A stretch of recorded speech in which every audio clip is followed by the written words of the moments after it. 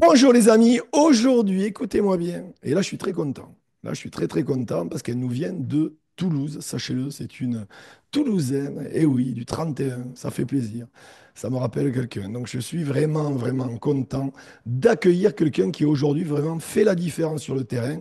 Elle a une équipe environ de 400 personnes, elle fait en moyenne du 6 000 € par mois, vous entendez ça? 6 000 € par mois, ça fait entre 6 et 7 ans qu'elle est dans le marketing de réseau. J'ai le plaisir, en plus, une diététicienne de métier, donc là, on va pouvoir parler calories.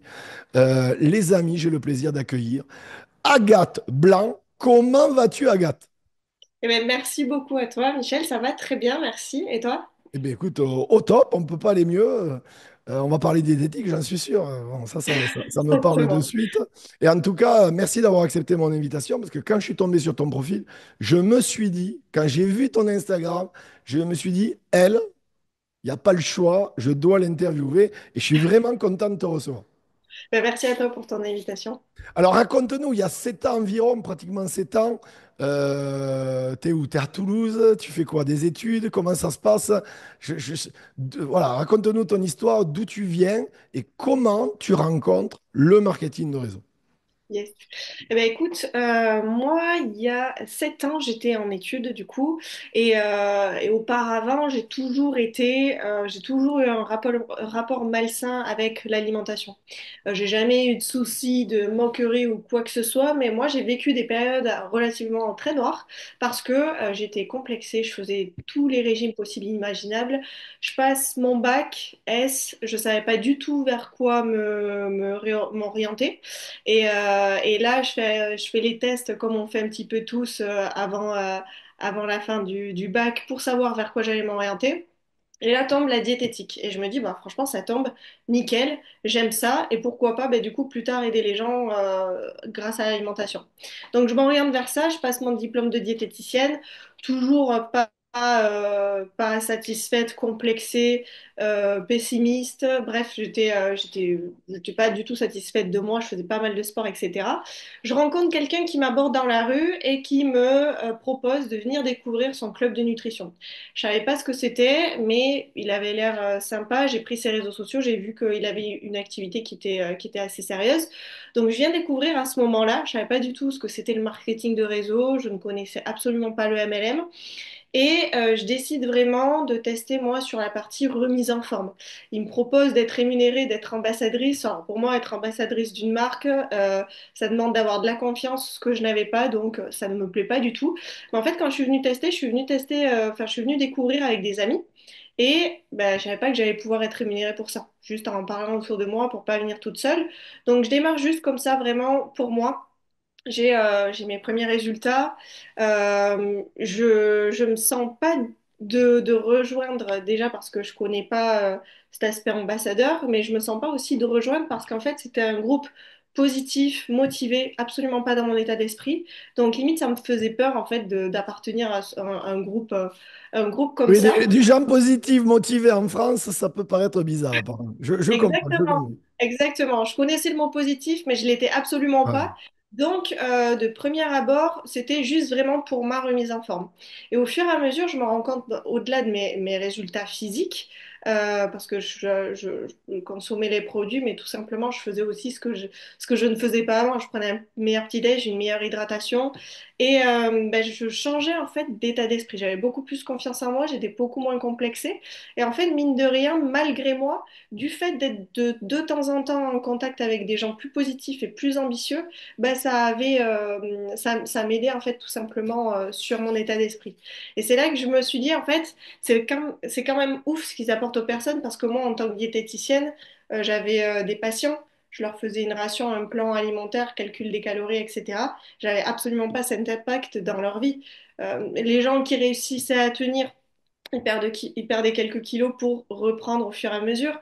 En plus de ça, je déchantais un peu parce que j'étais dans un secteur très féminin. Donc, quand j'ai commencé mon travail, c'était les collègues avec pas mal de jalousie, ça parle dans le dos, etc. Donc, c'est vrai que quand je démarre pour ma remise en forme, mais au final, je vois deux mondes différents un monde où, que je pensais ne pas apprécier, mais en fait, au final, qui m'aide énormément à évoluer physiquement et surtout psychologiquement, VS mon travail dans lequel j'étais pas spécialement épanouie et qui apportait pas autant de valeur ajoutée. Et c'est ça qui a fait en fait que je me suis un petit peu plus intéressée aux formations que proposait le marketing de réseau.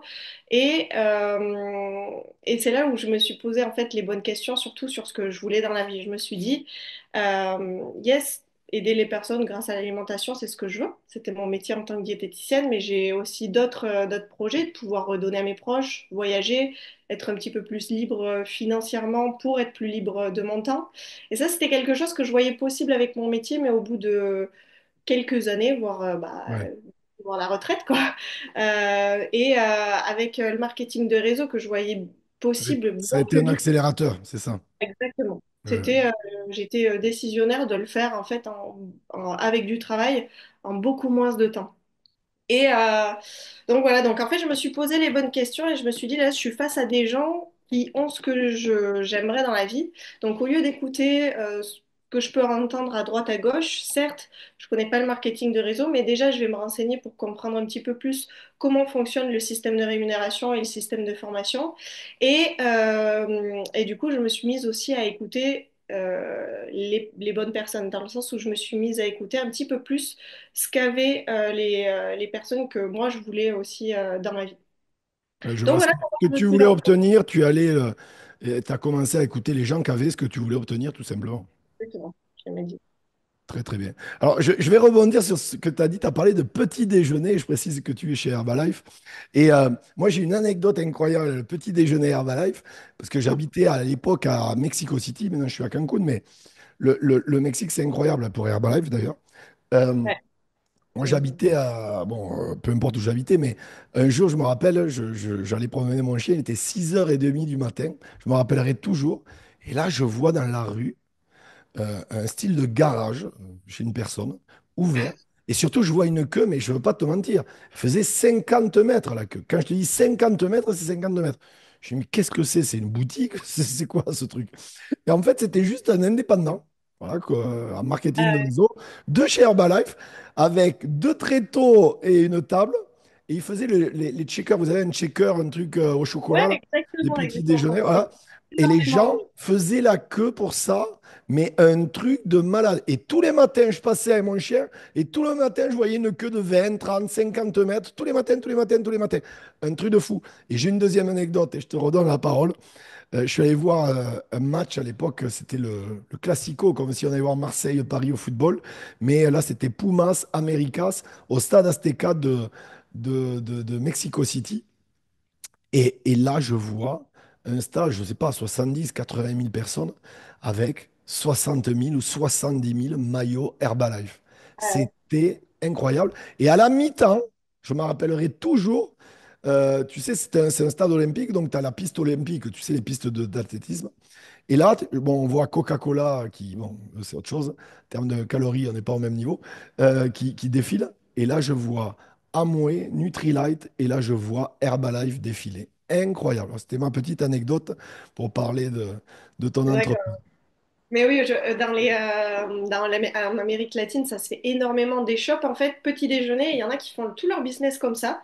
De 7h à 10h, petit déjeuner, et tout le monde vient de prendre son petit déjeuner. En France, ça se fait un peu moins. C'est plutôt des bars à smoothies qui Ouais, ouvrent en Amérique latine. ouais, L'Amérique, exactement. ouais, Nous, c'est énormément. plus les feats en France, c'est plus des clubs Ouais, de- c'est ça. C'est On ça. a beaucoup sur les réseaux sociaux et aussi beaucoup de sessions de sport, de brunch healthy. En fait, l'idée, et moi, c'est ce qui m'a plu parce que de base, au début, je voulais pas spécialement travailler avec les réseaux sociaux. Aujourd'hui, oui, forcément beaucoup plus. Mais c'est ce qui m'a plu, en fait, de rejoindre une communauté motivante, positive. Et du coup, on joue beaucoup avec ça. Ça nous permet de nous développer Ouais. facilement quand tu rencontres des personnes et un groupe comme ça, ouais, exactement. Et On toi, a pas comment tu fais, si tu veux, c'est quoi ton état d'esprit aujourd'hui, bientôt 7 ans chez Herbalife, euh, pour développer ton activité? Est-ce que déjà, bon, tu voulais être diététicienne, à ton compte, je suppose, au début. Donc, tu avais quand même cet état d'esprit d'entrepreneur. Enfin, tu avais déjà cette idée quelque part, même si c'était... voilà. Mais ça te vient de quoi? De ta famille? Ou c'est vraiment quelque chose que tu as en toi depuis toujours, ou tu as découvert sur le tas? Et, quel est... Et comment tu fonctionnes? Voilà, j'ai 1000 questions dans mes questions, je suis désolé, mais comment tu fonctionnes? C'est au feeling? C'est tout est planifié? C'est un mix de tout? Voilà, si tu peux nous aiguiller un peu sur ça. Yes, alors moi j'ai mes deux parents entrepreneurs, donc ce que je savais c'était que j'allais être à mon compte. C'est vrai que quand du coup j'ai eu terminé le diplôme, j'ai un petit peu déchanté. Je savais pas que le diplôme était aussi dur, je savais pas qu'il y avait aussi peu de réussite, parce qu'il y a toute une partie médecine et du coup il y a 20% de réussite nationale, et j'avais pas regardé les débouchés, je savais pas qu'il y avait aussi peu de débouchés. Donc du coup, et même en tant que, et encore plus quand t'es en libéral et t'es à ton compte. Donc j'ai un petit peu déchanté quand j'ai eu le diplôme et je me suis dit wow. Donc en fait mon plan c'était bah, d'accepter un CDI pour économiser pour mettre à mon compte parce que bah, investir dans un cabinet, acheter une clientèle, ça dépend mais ça c'est vite à 30 à 50 000 euros, ce que je n'avais pas. Et du coup bah, c'est pour ça aussi que quand je démarre, je me suis dit, en fait, là, il y a tout qui colle. La qualité des produits qui colle, les valeurs aussi de la société. Je me sentais absolument bien à proposer tout ça et tout ce service aux personnes. Le plan de carrière, en fait, qui collait tout aussi bien à ce que je voulais. Donc, yes, j'avais des parents entrepreneurs, mais la réalité, c'est que quand je me suis lancée, je me demandais comment j'allais faire parce que dans l'école où je passais le diplôme, toutes les 2 semaines, ils nous présentaient une diététicienne libérale qui nous partageait son expérience. Et franchement, je me suis dit, mais ils font exprès de nous faire passer des diètes qui... C'est une catastrophe, quoi. Leur vie, ils gagnaient pas assez leur vie pour payer le local, etc. Je me disais, mais c'était assez repoussant, quoi. Donc c'est vrai que le fait de rentrer dans le milieu de l'entrepreneuriat, ça me faisait assez peur dans le concret quand j'y étais sur le moment. Et avec en fait le marketing de réseau, ça ne me demandait pas d'investissement financier. J'avais des personnes qui réussissaient déjà, qui pouvaient m'accompagner, et il y avait plus qu'à à moi me bouger. J'étais le seul élément. Et quand je suis rentrée là-dedans et que je me suis dit, ok, ben en fait, je peux vraiment changer d'état d'esprit. J'ai déjà changé de physique, donc je peux vraiment devenir une autre personne. Et maintenant que je veux gagner ma vie avec ça, ben, il va falloir que je m'active parce que j'avais pas confiance en moi. Quand t'es complexé et que t'aimes pas sortir, j'avais pas du tout l'habitude de parler à des personnes que je ne connaissais pas. Et ce que je me suis dit au début, je suis pas du tout à l'aise avec les réseaux sociaux, je les utilise pas trop, donc je vais parler plus à des personnes que je connais déjà ou à des personnes que je peux rencontrer au quotidien dans la rue. Et ce que j'ai entendu en fait en formation et qui m'a aidé, c'est tant que tu n'en auras pas fait 100 ou 200, de toute façon, tu ne seras pas bon. Donc en fait, les 100 premiers, exerce-toi et fais-les. Et j'avais le choix. C'est à ce moment-là, quand tu comprends ça, que tu te dis, bah, ok, les 100, en combien de temps je vais les faire? Est-ce que je veux parler à 100 personnes en 6 mois, en un an? Est-ce que je veux que ça aille plus vite et du coup parler à 100 personnes, faire mes 100 premières présentations, faire mes 100 premières actions en le moins de temps possible pour être le meilleur possible, le plus vite possible en fait. Donc voilà comment j'ai démarré et aujourd'hui en fait j'utilise beaucoup plus les réseaux sociaux, forcément à force de faire, de voyager à droite à gauche, ça serait bête de ne pas utiliser les réseaux sociaux. Aujourd'hui c'est un moyen simple et gratuit de se faire connaître auprès de centaines et de centaines de personnes en même temps. Donc j'utilise un peu plus les réseaux sociaux, mais j'adore le contact, rencontrer les personnes en réel. Donc j'ai aussi une agence sur Toulouse qui me permet d'accueillir les personnes, de leur faire découvrir et de travailler aussi avec mon équipe, de créer un espace coworking. Incroyable. Donc en fait, le marketing de réseau, ça a été vraiment un outil aussi transformationnel pour toi. Et d'ailleurs, parce que on parle là de formation, on parle de tout ça. Je suppose que, bon, j'ai bien compris que du coup, Agathe, d'il y a presque 7 ans, n'est plus la même aujourd'hui. Elle a été transformée positivement, bien sûr. Mais est-ce que tu te développes aussi personnellement? Quand je dis te développes, est-ce que tu lis des bouquins sur le dev perso? Est-ce que tu écoutes des podcasts? Tu regardes des biopics ou des audio-livres? Est-ce que tu aurais peut-être un top 3 à nous partager, quelque chose que, voilà, que les gens, les auditeurs, quand ils vont écouter ça, ils vont acheter le bouquin ou acheter l'audio? Oui, bien sûr. Moi, quand j'ai connu ça, donc comme je le disais au début, c'était vraiment pour ma remise en forme.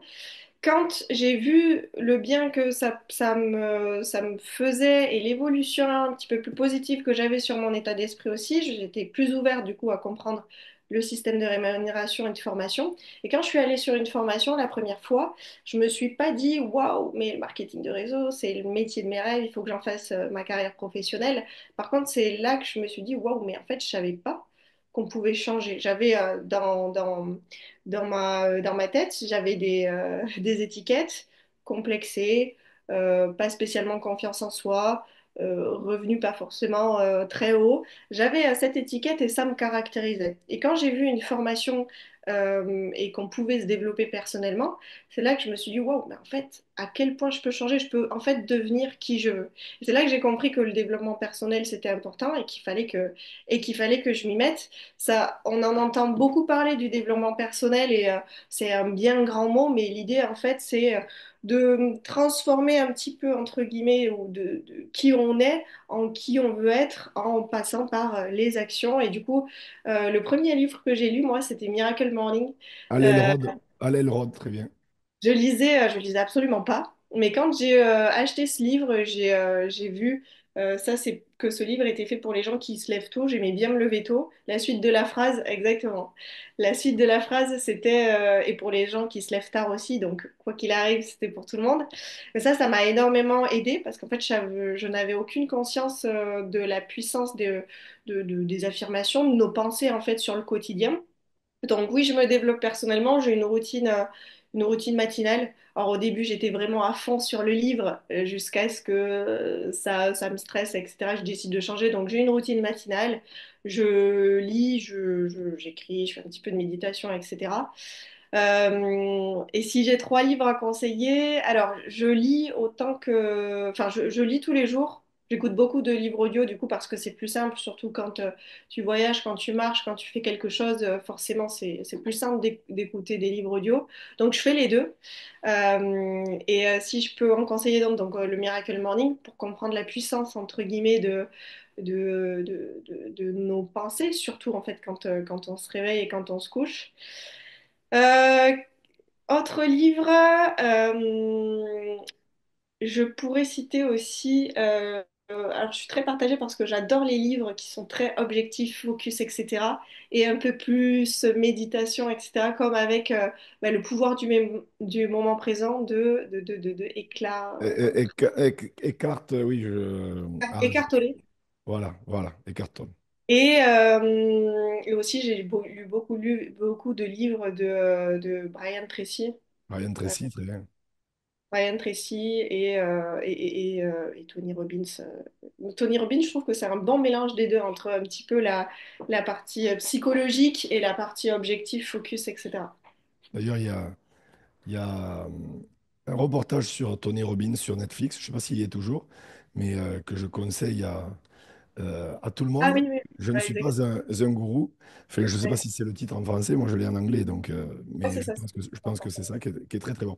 Alors justement, Agathe, je voudrais que tu nous partages peut-être une anecdote. Parce que si mes calculs sont bons, tu as dû démarrer ou juste avant le Covid ou pendant. Voilà, c'est Ah, ça, pardon. juste avant. Hein. Donc, tu as connu l'avant-Covid, le pendant, l'après-Covid, etc. Tu dois, en 7 ans, tu as des anecdotes de dingue, c'est sûr, à raconter. Je veux vraiment que les gens se rendent compte que tes résultats aujourd'hui, ton succès aujourd'hui, ben, tu le vois à ton travail. Voilà, tu n'as rien lâché. Tu as appris de tes erreurs. Ça a été une évolution permanente, avec des hauts, avec des bas, avec des obstacles, etc. Et que toi, la différence de la plupart des gens, mais t'as pas baissé les bras, tu baisses pas les bras. Si tu aurais peut-être une anecdote à nous raconter où tu sais pertinemment que lors de ce moment, la plupart des gens auraient baissé les bras. Que les gens se rendent compte qu'en fait, il faut pas baisser les bras. Et c'est d'ailleurs dans ces moments-là qu'on grandit. Oui, totalement. Oui, alors j'ai eu énormément de moments intéressants énormément, énormément.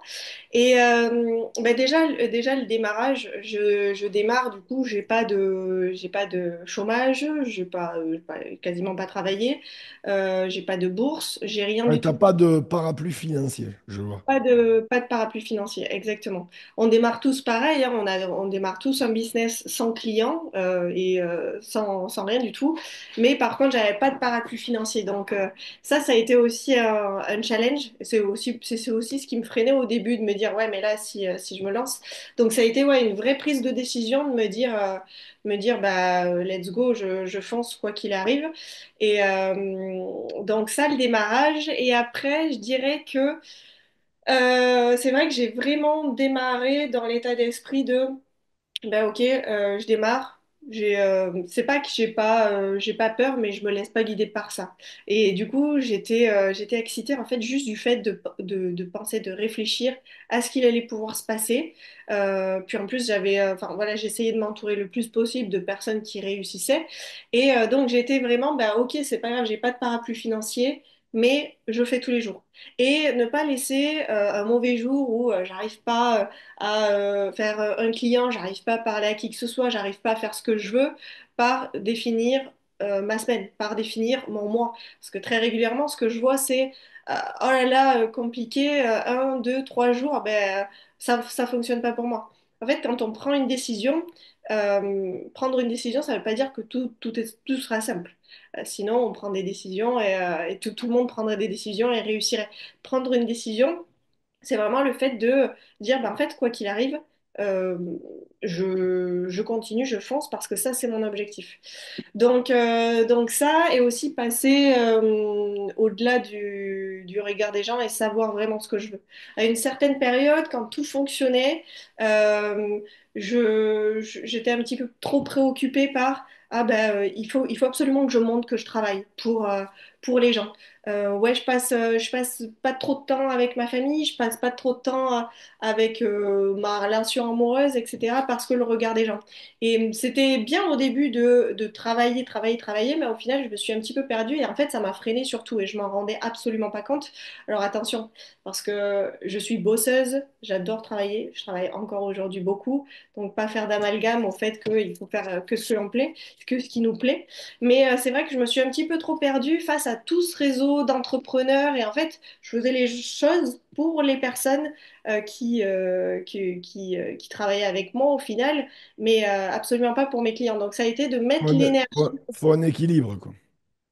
Ouais, mais juste savoir canaliser un petit peu plus son énergie et arrêter de me focaliser sur le regard des gens. Donc ça a été un petit peu challengeant, c'est ce qui me faisait un petit peu stagner, de trop me focaliser sur le regard des gens. Et ça a été le fait du coup de, ok, bah là, ça fait 2 ans que je stagne, on va rééquilibrer un petit peu les choses pour voir où est-ce que je peux faire les améliorations, etc. Et pour pouvoir bien repartir. Écoute, c'est incroyable. En tout cas, j'espère que les gens comprendront que... Mais tu sais, c'est un peu comme une diète, d'ailleurs. Les gens, ils veulent perdre 10 kilos en 3 jours. Non, ça fonctionne pas comme ça. C'est une réadaptation nutritionnelle. Et, Exactement. et c'est le souci, ça, c'est que les gens sont motivés 3 jours et ensuite, le quatrième jour, ça y est, ils craquent, ils commencent à mettre la tête dans le Nutella. Donc forcément, ça ne peut pas fonctionner. Et bien, le business, les amis, c'est la même chose. Alors, s'étant dans l'industrie du marketing de réseau, tu as une belle expérience dans l'industrie. Comme je disais, tu as connu l'avant, pendant et après Covid maintenant. J'ai deux questions dans ma question. Mhm. Ça, c'est mon truc. J'ai plusieurs questions dans mes questions, en fait. Euh, c'est tout d'abord ta vision à toi de l'industrie du marketing de réseau avec 7 ans d'expérience. Et puis, je suis bien obligé de te la poser puisque, en plus, je suis suivi par 80% de femmes. Et je suis convaincu que cette entrevue va inspirer des milliers de femmes. Quelle est ta vision de la place de la femme dans l'industrie du marketing de réseau? Ok. Alors, pour le coup, le marketing de réseau, c'est vrai qu'au début, bah, je connaissais pas trop quand j'ai démarré, je connaissais absolument pas. Et aujourd'hui, j'ai l'impression que je le vois partout. Ce système de parrainage, de recommandation, de commission, même si ça ne s'appelle pas marketing relationnel, MLM, en fait, ça se voit partout. Je vais ouvrir un compte en banque. on me demande de la part de qui je suis venue pour me reverser 80 euros et Ben pour oui. reverser 80 euros à la personne. Je vais chez Basic Fit, si je parraine quelqu'un, je gagne un sac. Chez SFR, je gagne un pourcentage. Déjà, ce système de parrainage, en fait, c'est l'avenir et ce système de recommandation, en fait, aujourd'hui, il se met partout. Quand on voit des entrepreneurs qui ont des équipes de closing, il y a un système de commission. Dans une agence immobilière, il y a un système de commission. Bref, on le voit partout, c'est comme un système de franchise, hein, qui est un petit peu plus avantageux, je trouve. Donc déjà, je trouve que le MLM, c'est l'avenir. Et en plus de ça, euh, je trouve que ça se met partout, ce système de parrainage et de recommandation. Mais dans le MLM, en plus, on a la chance d'être directement, d'avoir entre guillemets directement un support qui nous aide à évoluer. Des personnes qui gagnent très bien leur vie et qui réussissent déjà. Et ça, pour le coup, bah, si on n'a pas une merveilleuse idée, un merveilleux physique pour faire un sport exceptionnel, c'est compliqué d'être très bien entouré, d'avoir quelque chose de très bien, de tout fait, en fait. Ou sinon, il faut tout faire. Et dans ce cas-là, tu peux très bien être un entrepreneur à succès, monter ton entreprise, etc. Donc, c'est vrai que déjà, juste la place du marketing de réseau aujourd'hui, je trouve quand même que ça, c'est du travail. Ça demande de développer un état d'esprit d'entrepreneur, mais c'est quand même génial si on veut se développer et évoluer parce que on peut être très facilement entouré de personnes qui sont millionnaires et c'est pas donné à tout le monde. Et la place de la femme, aujourd'hui surtout, comme tu le dis, il y a eu le Covid, etc. J'ai l'impression que depuis le Covid, on vit encore plus dans un monde de télé-réalité, j'allais dire, de réseaux sociaux, d'images, etc. Et personnellement, je n'utilisais pas trop les réseaux sociaux au début quand j'ai démarré. J'aimais pas spécialement me montrer. C'était pas, ça correspondait pas spécialement à mes valeurs. Mais aujourd'hui, je suis contente en fait de me montrer parce que j'ai quelque chose qui va avoir de l'impact. Et je vois beaucoup, 99% des réseaux sociaux, c'est ça. Beaucoup de je me montre, mais c'est juste pour me montrer, juste parce que les Oui, vues. que par ego, je suis d'accord avec toi. Alors que toi, c'est une valeur ajoutée que tu vas apporter aux gens. Et ça n'a pas de prix. C'est Exactement. énorme. Et du coup, je vois beaucoup de filles être un petit peu à la recherche de ces vues, de ces likes, etc. Mais sans avoir d'impact derrière. Et je pense encore plus en tant que fille, en tant que femme, que au vu de l'ampleur des réseaux sociaux aujourd'hui et du monde de l'entrepreneuriat, si elles veulent se lancer, se voir, autant avoir un impact, autant être rémunérées pour ça, autant avoir quelque chose de gratifiant derrière à D'accord. proposer. Donc encore plus pour l'industrie des femmes voilà, où je vois de plus en plus de filles qui cherchent un petit peu la reconnaissance, mais autant avoir de l'impact et une valeur à apporter derrière et être rémunérée pour ça. Donc, euh, donc encore plus pour le secteur des femmes, je trouve que c'est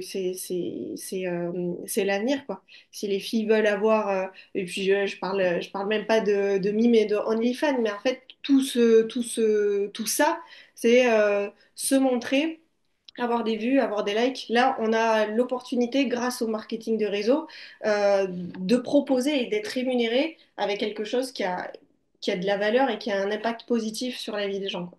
Exactement. Alors, je vais te poser la question, ma dernière question, qui est la question que je pose à tous mes invités, sur les trois conseils que tu pourrais partager au millier d'auditeurs qui vont te découvrir aujourd'hui. Euh, trois conseils qui te paraissent les plus pertinents. Bien entendu, tu pourras en donner des centaines, on pourrait y passer une semaine. Mais vraiment, trois conseils pour des gens qui vont te découvrir. Et peu importe la compagnie à laquelle ils sont, ils veulent absolument réussir. Et tu sais pertinemment qu'en appliquant déjà ces trois conseils, il y aura des résultats derrière. Ouais, alors, toujours compliqué d'en choisir que Je trois. sais bien, je sais. Et déjà, c'est le premier qui m'a aidé au début sans réellement le vouloir, c'est l'entourage. Du fait d'être avec des personnes plus ambitieuses, qui avaient une autre vision de la vie, ça m'a énormément aidé. Et c'est ça qui m'a permis en fait de prendre un tout autre tournant. Et comme on le dit tout le temps, on est la moyenne des 5 personnes avec qui on est le plus souvent. Et en plus de ça, l'entourage aujourd'hui, c'est encore plus simple avec les audios, les podcasts. en fait, ça peut faire partie de la cinquième personne qui est avec nous parce que peut-être que on est dans un milieu qui est défavorable à notre évolution personnelle, mais aujourd'hui, grâce à Internet, on peut passer, si on passe juste 20 minutes le matin, 20 minutes le soir à écouter un podcast d'un entrepreneur, de quelqu'un qui réussit, etc., ça nous aide énormément. Donc, la première chose pour moi, ça serait l'entourage. La deuxième chose, ça serait de prendre une décision. Souvent j'entends, oui, mais si je décide et que ça marche pas, si je décide et que j'échoue, et c'est comme je disais tout à l'heure, une décision, quand on prend une décision, on se garantit pas que ça sera simple. On se garantit juste de continuer malgré tout. Et la majorité des personnes pensent qu'ils veulent être riches, mais en fait, ils veulent juste le confort. Et la richesse, peu importe que ce soit dans la santé, que ce soit dans les finances, que ce soit d'un point de vue évolution personnelle, ça demande de sortir en fait de sa zone de confort.